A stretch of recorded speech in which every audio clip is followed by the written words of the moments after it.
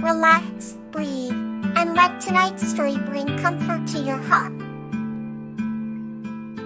Silverbell and Bluebonnet, The Laughter Garden. This story is about Silverbell and Bluebonnet, who discover a magical laughter garden that brings joy to themselves and everyone around them through the power of laughter and friendship. Silverbell lived at the edge of a bustling city where the stars shone brightly against the night sky, providing light and wonder for those who dared to dream. Her home was surrounded by a beautiful garden that she tended lovingly. Every flower had a name, and each plant was dear to her heart. One breezy evening, as Silverbell was planting some new daisies by the garden path, she heard a soft rustling from behind the rose bush. Peeking through the blossoms, she saw an unusual sight, a tiny, blue lizard staring up at her with sparkling eyes. His scales shimmered like the clear sky, and Silverbell could tell he was no ordinary lizard. "Hello there," she greeted kindly. The lizard bobbed its head in response, then to her surprise, it stopped. "Hello, I'm Bluebonnet. Thank you for keeping such a delightful garden. It is a joy to behold." Silverbell's eyes widened in amazement. Since that day, Bluebonnet and Silverbell became fast friends. The little lizard had a wonderful sense of humor, and could always make Silverbell laugh with his witty jokes and playful antics. One day, Bluebonnet noticed that Silverbell seemed a little downcast. "What's the matter, my friend?" he asked, his tiny voice full of concern. Sighing, Silverbell explained, "I love my garden, but sometimes the city noise and hustle make me feel lonely and disconnected. It's hard for me to find moments of joy amidst all the chaos." Bluebonnet thought for a moment, then flicked his tail playfully. "I have an idea," he said with a grin. "Follow me." Sil followed her little friend through the winding paths of the garden until they arrived at a secluded corner she had never noticed before. There, hidden among the ferns, was a small patch of earth glowing faintly with silvery light. Laughter echoed softly from the flowers surrounding it. "Welcome to the Laughter Garden," Bluebonnet announced proudly. "These flowers are unique, whether they respond to happiness and laughter, and they can cheer up anyone who visits them." Silverbell was enchanted. She sat among the luminous blooms, feeling an overwhelming sense of peace. For hours, she and Bluebonnet shared stories, told jokes, and laughed until tears streamed down their faces. From that day forward, Silverbell made it a point to visit the Laughter Garden whenever she felt the weight of the world pressing down on her. She would bring friends, family, and sometimes strangers who needed a little cheer, and they would leave with bright smiles and lighter hearts. The magic of the Laughter Garden spread far and wide, and soon the whole city buzzed with a renewed sense of happiness. Years went by, and Silverbell and Bluebonnet grew even closer, their friendship standing the test of time. Silverbell's garden thrived, bursting with vibrant colors and fragrant blooms, while Bluebonnet continued to tell his delightful jokes, ensuring there was always a reason to smile. The Laughter Garden remained a cherished sanctuary, reminding everyone that sometimes all you need to find joy is a little bit of laughter and a good friend by your side. Another story awaits to soothe your heart. Euphorbia and Sedge, A Tale of Riniel. This story is about the kind human named Euphorbia, who helps an injured lizard named Sedge, leading them to form a deep bond and ultimately embracing the thing of renewal and friendship. Under the soft glow of the moonlight, in a small, verdant valley nestled between two towering mountains, existed a hidden garden where flowers and animals lived in harmony. Euphorbia, a gentle human with a heart as pure as the driven snow, tended to this secret haven with utmost love and care. Her eyes sparkled like morning dew, and her laughter was the sweetest melody one could ever hear. One sunny morning, as Euphorbia was watering the flowers, she discovered an injured lizard named Sedge under a broad fern leaf. Sedge's emerald green scales were dull, his tiny limbs were trembling, and it was clear he was in pain. Without hesitation, Euphorbia scooped him up gently and brought him to her cozy cottage at the edge of the garden. Inside, the air was filled with the fragrant scent of lavender and rosemary hanging to dry from the rafters. Euphorbia carefully placed Sedge on a bed of soft moss and began tending to his wounds, using healing herbs she had cultivated herself. "Don't worry, little one," she whispered. "You are safe now." Days turned into weeks, and under Euphorbia's tender care, Sedge began to heal. His scales regained their vibrant emerald flea, and his eyes shone bright and curious once more. Throughout his recovery, the two formed an unbreakable bond. Sedge would accompany Euphorbia in her daily routines, learning the names of each flower and plant, and even helping carry small garden tools in his tiny jaws. As seasons changed, the valley flourished even more.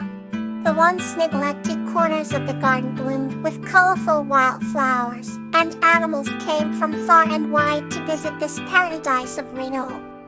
Euphorbia and Sedge's friendship was at the heart of this transformation, their unspoken understanding a testament to their shared love and respect for nature.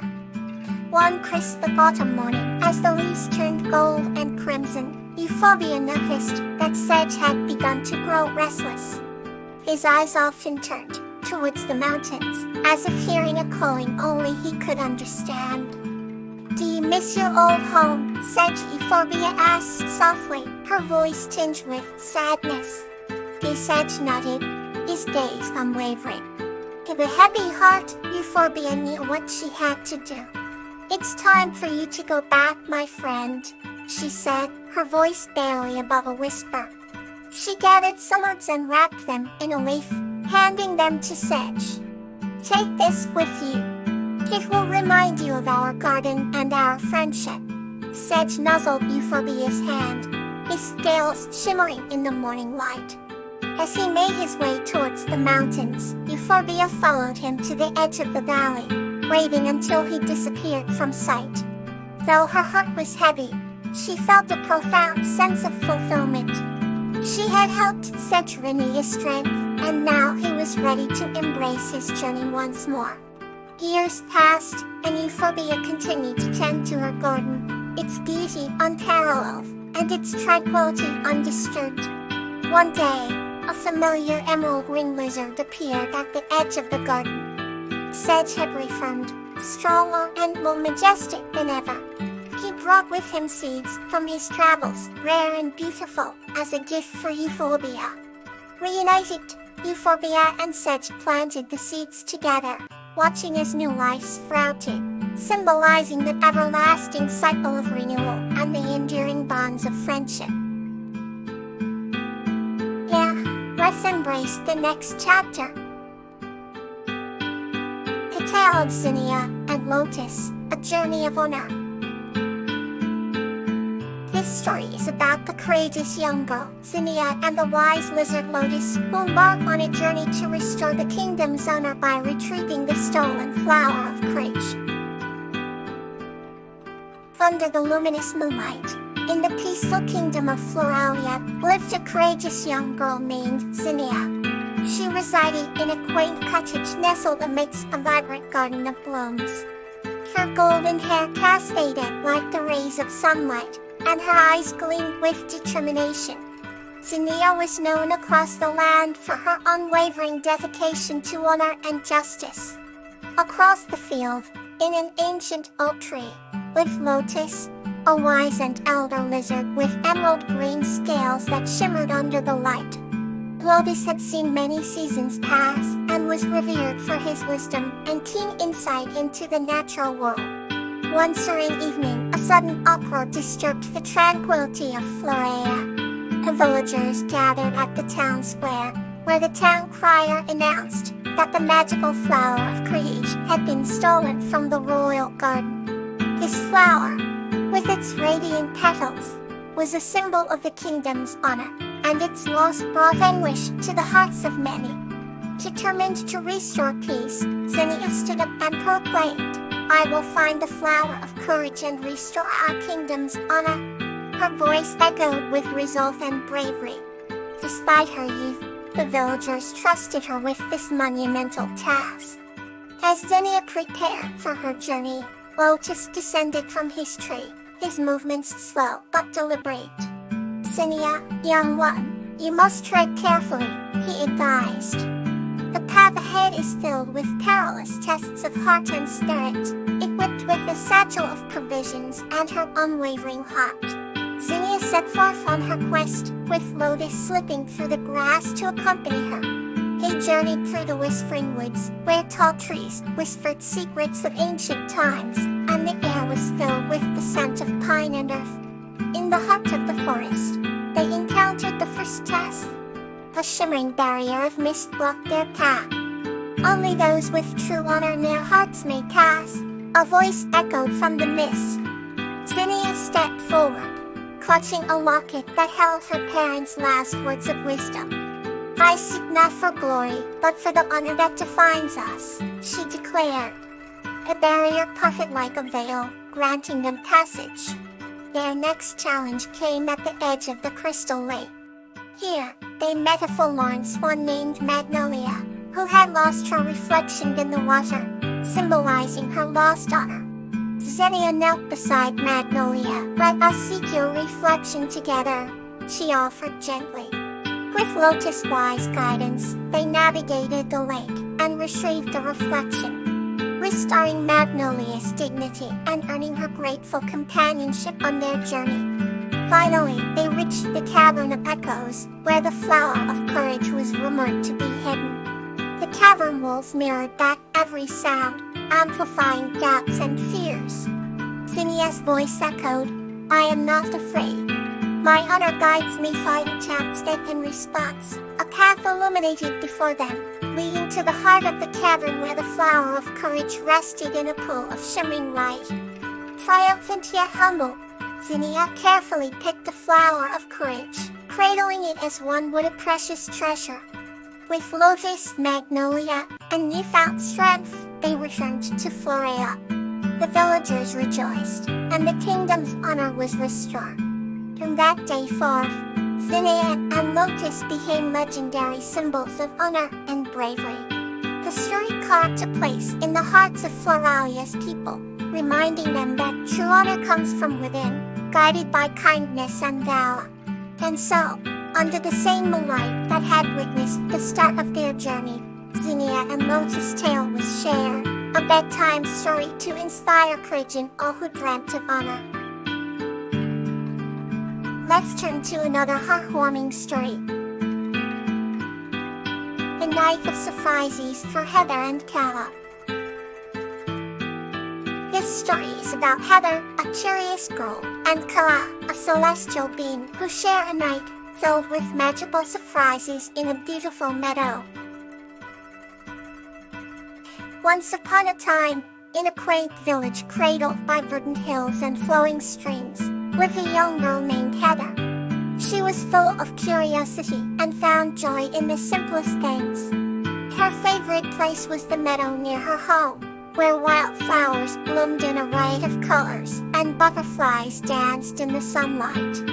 One splendid summer evening, under a sky painted with hues of purple and gold, Heather ventured into the meadow, carrying her woven basket. She intended to collect wildflowers to brighten up her cozy cottage. As she wandered through the flowers, she hummed a tune, completely at one with the vibrant tapestry around her. Unbeknownst to Heather, the meadow was home to a celestial being named Kala. Kala had watched over the meadow for centuries, ensuring its beauty and harmony. She was a gentle spirit, with delicate, glowing wings and a gown that shimmered like stardust. Kala was curious about the human who cherished the meadow as much as she. That evening, as Heather picked flowers, she noticed a soft, ethereal light glimmering among the blossoms. Intrigued, she followed the light deeper into the meadow until she reached an ancient oak tree. There, sitting gracefully on a low branch, was Kawa. Heather gasped in wonder. "Who are you?" we asked, her eyes wide with awe. "I am Kawa, the guardian of this meadow," Kawa replied with a gentle smile. "And you are Heather, the kind soul who loves this place as much as I do." Heather's heart swelled with happiness. She had always sensed a magic in the meadow, but had never imagined meeting its guardian. "I love this meadow," she said softly. "It's my favorite place in the world." Kawa's eyes twinkled with gratitude. "Your love and care have brought even more beauty to this place. I wish to show you a surprise as a token of my appreciation."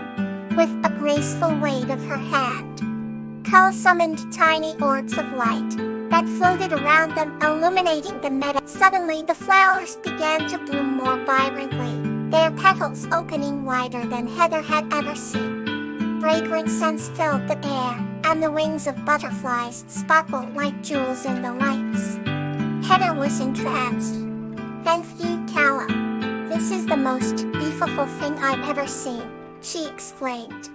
"But there is more," Kawa said, her voice like a gentle breeze.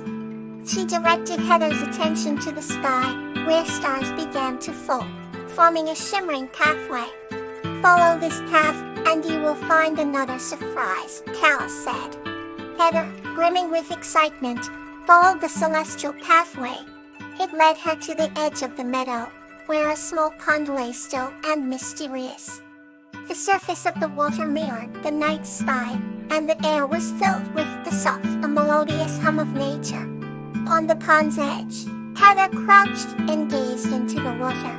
Suddenly, the reflection of a beautiful glow filled her eyes.